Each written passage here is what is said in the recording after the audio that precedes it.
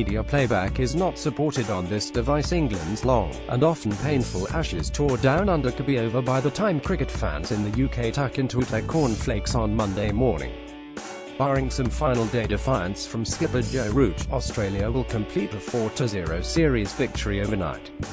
No longer will England fans face going to bed worried that Steve Smith will still be at the crease when they wake, or that Nathan Lyon has found prodigious turn from a pitch which, hours earlier, had appeared flatter than the M6 when England bowled on it. When England won the toss and chose to bat first at Brisbane on the 23rd of November, David Unsworth was still in charge at Everton. Manchester City were only 8 points clear at the top of the Premier League, and neither the World Cup finals draw nor the Sports Personality of the Year award had taken place. It's been a long, torturous few months. One thing has remained constant, however, as pundits end the series in the same way they started it, talking about James Vince. It looked promising for Vince in Brisbane after he scored a fluent 83 on the opening day of the series.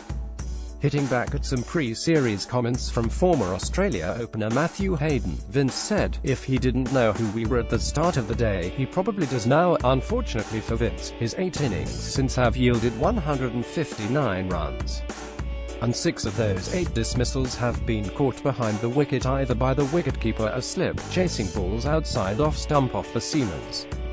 The latest predictable end came on the penultimate day of the series. How long do they stick with someone who looks the part, looks like he's got the game and all the time in the world to play, but keeps getting out the same way, said former England captain Michael Vaughan. Mentally there is something not right. He's played some atrocious shots. Click to see content. Man-for-man bowlers. Vaughan, however, does not believe there are too many candidates to replace Vince at number 3, asking, who else is there? There's no one glaringly obvious who could do any better. Tom Westley was tried last summer. He struggled. They could go with Ben Foakes. All the talk from the England management and senior members of the team is that Foakes has been outstanding in practice. They may go with Foakes in New Zealand at number 5, put Doyd Mallon up to number 3. Someone like Liam Livingstone might join the tour party.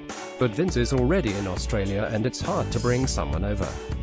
He's lucky in that regard. England will name the squad to tour New Zealand for 2 tests following this match, and assistant coach Paul Farbrace suggested time may be running out for the Hampshire right-hander. No doubt he needs to score more runs if he wants to play test cricket for England, warned Farbrace.